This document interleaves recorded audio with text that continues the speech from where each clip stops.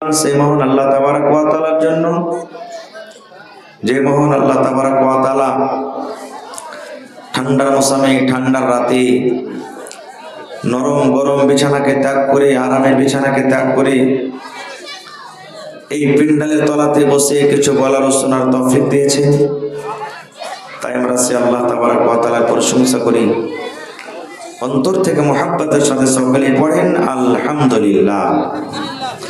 একটু মুখ খুলে জোর করে পড়েন ভাই আলহামদুলিল্লাহ। তারপর আমাদের শেষ নবী হযরত মুহাম্মদুর রাসূলুল্লাহ পড়েন সাল্লাল্লাহু আলাইহি ওয়াসাল্লামের পর অগণন দরুদ শরীফ শান্তির ধারা বর্ষিত হোক, আমিন। আল্লাহুম্মা সাল্লি আলাইহি আল্লাহুম্মা বারিক আলাইহি। ভাই মুসলমান, আমি 11টা পর্যন্ত আছি আপনাদের সামনে ইনশাআল্লাহ তাআলা।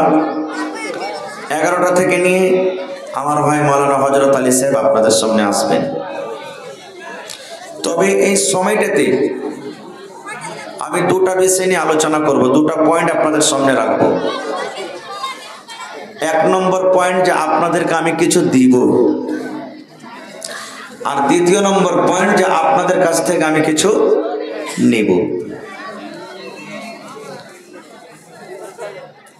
আল্লাহ তাবারক ওয়া তাআলা কোরআনে বলেন সুম্মা লাতুসআলুন্না ইয়াওমা ইযিন আনিন নাঈম। কার কার আয়াতটা মুখস্থ আছে হাত তোলেন তো। যে আয়াতটা আমি পড়লাম সুম্মা লাতুসআলুন্না ইয়াওমা ইযিন আনিন নাঈম, মাশাআল্লাহ, মোটামুটি সবাই জানছেন আয়াতটা। আয়াতটা পাড়ায় মানুষের মুখস্থ রয়েছে, কিন্তু আয়াতটার অর্থ, আয়াতটার মানা, আয়াতটার তরজমা সবাই আমরা জানি না। নমাজে পড়ি, এমনি টাইমে পড়ি, ছেলে মেয়ে দেখাশোনা করতে যাই তখন পড়া করি, কিন্তু তার অর্থ, তার মানা জানি না। যদি প্রত্যেক মানুষ আয়াতটার অর্থ এবং মানাকে যদি জেনে নেয়, জীবন পাল্টে যাবে, তার জীবন বদলে যাবে। মানুষ পাপ করবে না, গুনাহ করবে না, গুনাহ থেকে মানুষ বেঁচে যাবে। আর আল্লাহর কাছে এতক্ষণে দাবি আশা আছে যে আল্লাহ তাবারক ওয়া তাআলা ওই লোকটাকে কিয়ামতের দিন জান্নাত দান করবেন, ইনশাআল্লাহ তাআলা। তা আজকে আমরা যতটি লোক এখানে বসে আছি, আমাদের আশা উদ্দেশ্য কি? আল্লাহ, আমরা গুনাহগার পাপী হইতে গেলেও তুমি কিয়ামতের দিন আমাদেরকে জান্নাত দিও। আশা আছে না নাই? সকল আমাদের এটাই আশা। নামাজ পড়ি বা না পড়ি, রোজা করি না করি, দান করি না করি, হজ করি না করি, যাকাত দিই না দিই, আল্লাহ জীবনে যাই কিছু করছি, কিন্তু আল্লাহ তুমি একদিন জান্নাত দিও। ভাই মুসলমান, তা আল্লাহ তাবারক ওয়া তাআলা বলেন, হে দুনিয়ার মানুষ, সুম্মা লাতুসআলুন্না ইয়াওমা ইযিন আনিন নাঈম। কিয়ামতের দিন প্রত্যেক নিয়ামত সম্পর্কে আল্লাহ জিজ্ঞাসা করবেন, সওয়াল করবেন, হিসাব নেবেন। প্রত্যেক নিয়ামত সম্পর্কে, প্রত্যেক নিয়ামত আল্লাহ ছেড়ে দিবে না কোনো নিয়ামতের ব্যাপারে।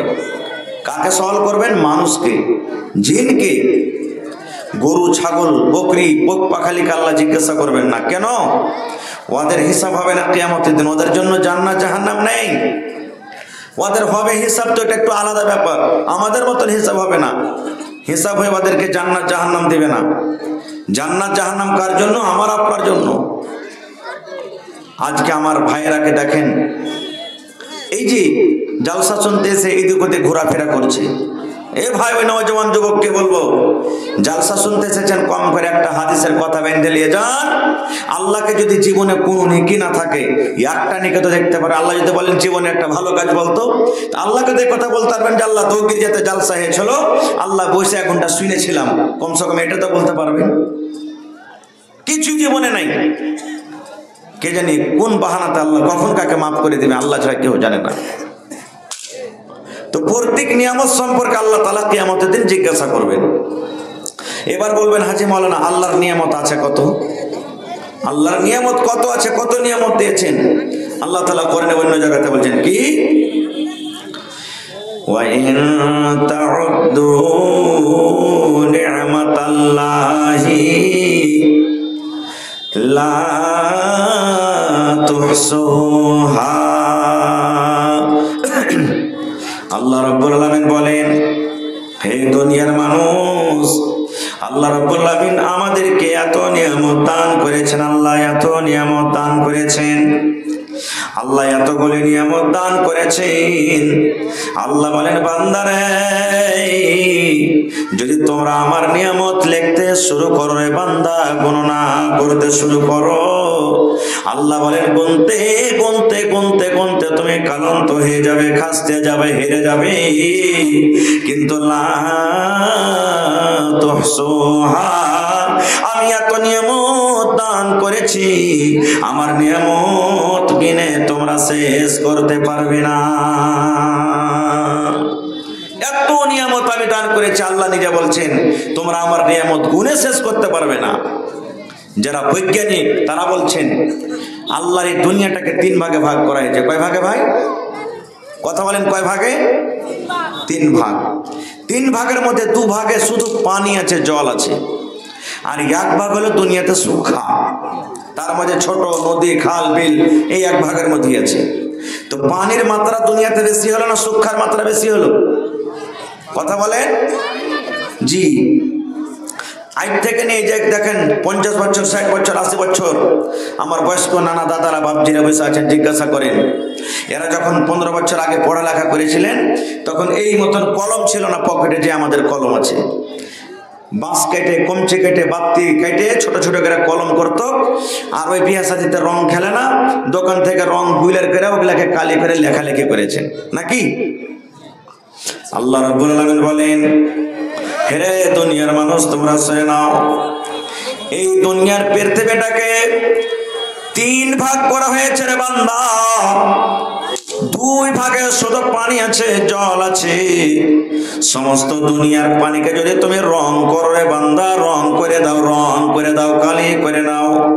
আর দুনিয়াতে যত রকম গাছ আছে, শুধু আমের গাছ নয়, জামের গাছ নয়, কাঁঠালের গাছ নয়, নিমের গাছ নয়, যত পৃথিবীতে গাছ আছে রে বান্দা, সমস্ত গাছকে কেটে কেটে কেটে কেটে কেটে যদি তুমি কলম তৈরি করো রে বান্দা, কলম তৈরি করো, দুনিয়ার সমস্ত পানিকে যদি তুমি রং করো, আর রং করার পর যদি আমার নিয়ামত লিখতে শুরু করো রে বান্দা, আল্লাহ বলেন বান্দা রে, সমস্ত দুনিয়ার গাছ কলম করে লিখতে লিখতে লিখতে লিখতে শেষ হয়ে যাবে, তোমার দুনিয়ার কলম ক্ষয় হয়ে যাবে, গোটা পৃথিবীর পানি কলম করে রং করে করে শেষ হয়ে যাবে। আল্লাহ বলেন লা তুহসুহা, আমার নিয়ামত গুনে তোমরা শেষ করতে পারবে না। নারে তাকবীর! এত আল্লাহ নিয়ামত দান করেছেন, আল্লাহ বলছেন আমার নিয়ামত লিখে শেষ করতে পারবে না।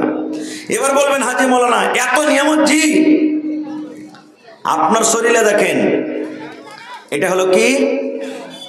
কথা বলেন, এটা কি? এটা কি যে দেখাচ্ছি আমি? লোক, অঙ্গল, এটা নাকি? এখানটা হলো কি? এটা হলো কি? এটা হলো কি? এটা হলো কি? এটা হলো কি? গোটাই বডি।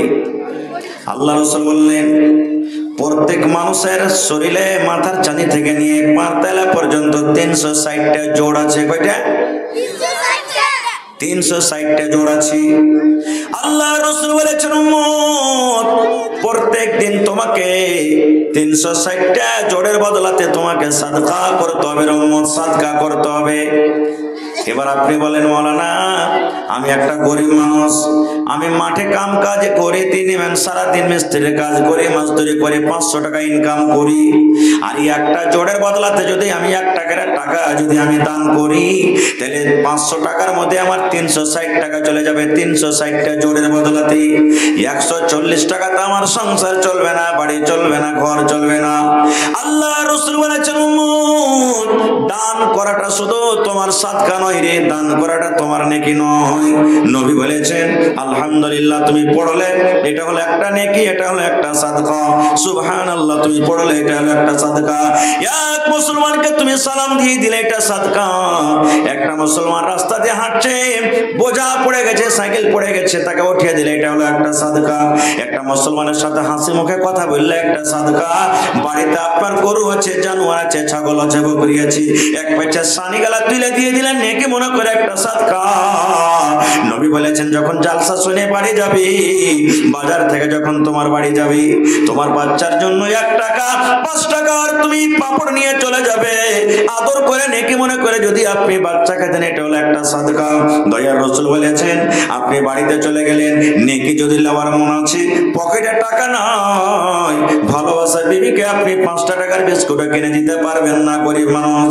আল্লাহ রাসূল বলেছেন উম্মত রে, তুমি গিলাসটা হাতে নাও আর তুমি কলের কাছে চলে যাও, তুমি কলে পানি বোঝ করো, আর বোঝ করার পর ভালো মনে যদি বিবিকে বলো, বিবি রে, এই আব্দুল্লাহর মা, এই খালেদার মা, জায়েদার মা, শুন এই পানিটা তোর জন্য আমি এনেছি, পানিটা পান কর।